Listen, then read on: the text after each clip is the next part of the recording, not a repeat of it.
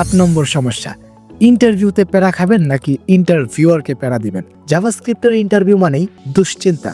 যদি কঠিন প্রশ্ন আসে, যদি প্রবলেম সলভ না করতে পারি, বাকিরা যদি আমার থেকে এগিয়ে থাকে, এই ভয়গুলো আপনাকে পিছিয়ে রাখে এবং এটাই আপনাকে কনফিডেন্ট হতে দেয় না। আর জাভাস্ক্রিপ্ট ব্রেকফাস্ট ও ডিনার বইটি যদি আপনি একটু কষ্ট করে রিডিং করে ফেলতে পারেন কোনো মতে, এইসব ভয় একেবারে গায়েব হয়ে যাবে।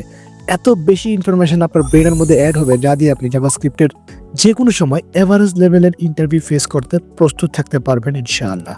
তাছাড়া এই বইটাতে একটা স্পেশাল চ্যাপ্টার আছে যেটার নাম জাভাস্ক্রিপ্ট সেঞ্চুরি।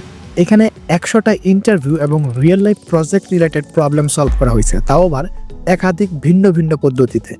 অর্থাৎ আপনি একটি প্রবলেম সলভ করলে তার সাথে আরও 4-5টা এক্সট্রা শিখে ফেলবেন।